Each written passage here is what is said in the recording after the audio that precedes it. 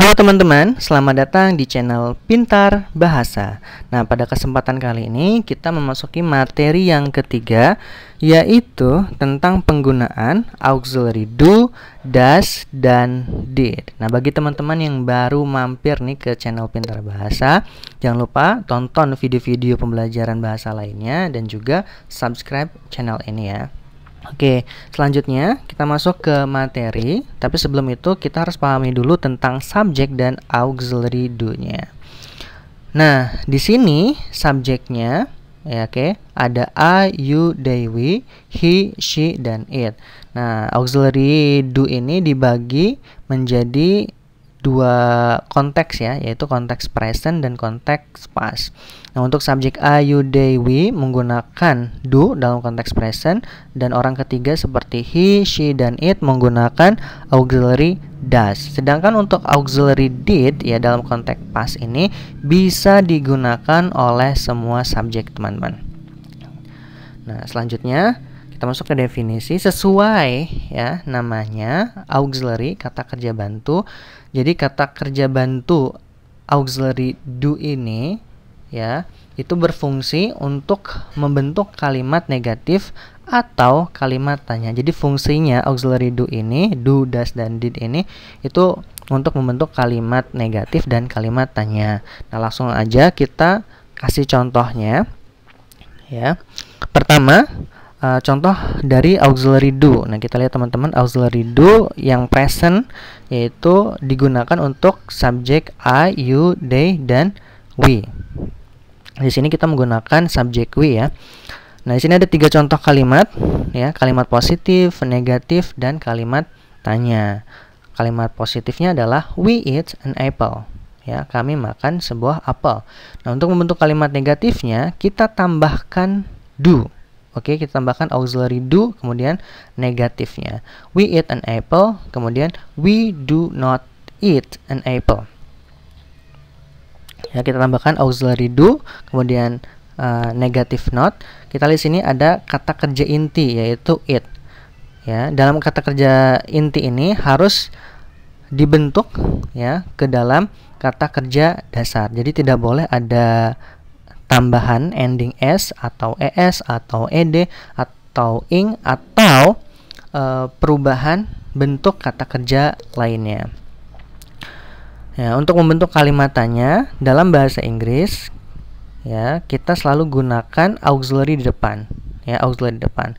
Nah, karena di sini subjeknya adalah we, maka kita gunakan auxiliary do ya. Jadi do we eat.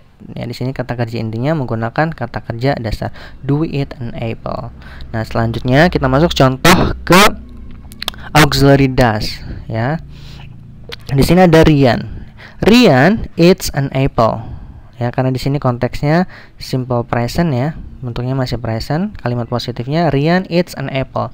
Di sini orang ketiga ya, karena di sini Rian orang ketiga, maka verbnya ada tambahan ending s. Rian eats an apple. Tapi kita lihat, coba perhatikan teman-teman ke bentuk negatifnya. Di sini Rian does not eat an apple. Di sini ada Rian subjeknya, karena ini negatif ya, kita harus tambahkan auxiliary does ya, karena orang ketiga ya, maka kita pakainya does. Kemudian negatif not-nya kita lihat di sini it. Ya, it di sini kata kerja inti ya dengan bentuk kata kerja dasar. Kalau teman-teman lihat di atas, it's-nya itu kan ada s-nya ya, ada ending s, it's. Nah, kalau yang di negatif itu it-nya tidak pakai s. Kenapa? Karena sudah diwakilkan s-nya. Oke, akhiran s-nya itu di kata kerja bantu does. Ya, Rian does not eat an apple. Nah, dalam bentuk kalimat tanyanya sama, yaitu auxiliary dulu, karena di sini Rian orang ketiga, maka kita pakainya does ya. Does Rian eat an apple? Sekarang kita masuk contoh yang ketiga, yaitu auxiliary did dalam konteks past tense. Di sini ada Agus ya. Agus ate an apple. Di sini konteks kalimatnya kalimat lampau. Ya, taunya lampau dari mana? Ini Agus ate ya. Ate ini adalah verb kedua dari eat. Oke. Di sini kalimatnya positif ya.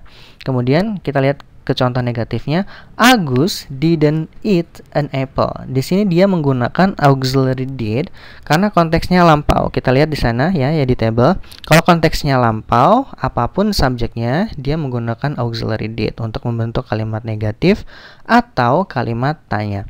Agus didn't eat an apple, ya. Selanjutnya untuk membentuk kalimat tanyanya seperti biasa, auxiliary-nya di depan. Ya, karena konteksnya pas, kita beri auxiliary did di depan. Did Agus eat an apple? Seperti itu. Nah, sepertinya saya sudah jelaskan di awal. Yang perlu menjadi catatan oleh teman-teman adalah karena sudah ada kata kerja bantu do, does, dan did dalam kalimat negatif dan kalimat tanya, maka verb inti harus dirubah ke bentuk dasar. Verb inti kalau dalam contoh kalimat di atas yaitu verb eat, ya. Eat, jadi tidak boleh ada ending s, ada ending ed, ada ending ing, kemudian ada juga atau perubahan verb dari satu ke dua atau ketiga. Jadi tetap menggunakan verb dasar dalam kalimat negatif dan kalimat tanya. Oke. Nah, sekarang coba teman-teman bandingkan dengan kalimat berikut. John always does his homework. John always does his homework. Kita lihat di sini ada kata does. Apakah does di sini does auxiliary? Ya, tentu bukan, ya. Karena kita lihat di sini. Di sini kalimatnya adalah kalimat positif. Apakah ini kalimat negatif? Bukan, ya, karena tidak ada not-nya. Apakah ini kalimat tanya? Tidak, karena tidak ada auxiliary di depannya, berarti ini kalimat positif. Nah, kalau dia kalimatnya kalimat positif, jika ada does, maka does di sini bukan auxiliary, tapi does di sini, does, do atau did, ya, dia menggunakan kata kerja inti yang berarti melakukan.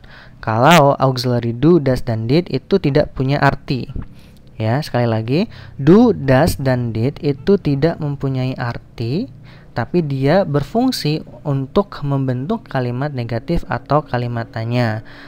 Ya, sedangkan untuk di kalimat positifnya, jika teman-teman menemui kalimat ada does, did, atau do, teman-teman tidak usah bingung, berarti itu artinya melakukan. Kalau dalam kalimat negatif dan kalimat tanya, berarti dia adalah auxiliary do. Oke, cukup sekian pembahasan tentang penggunaan auxiliary do, does, dan did. Semoga materi ini bermanfaat untuk pembelajaran bahasa teman-teman, ya. Jangan lupa ya subscribe terus.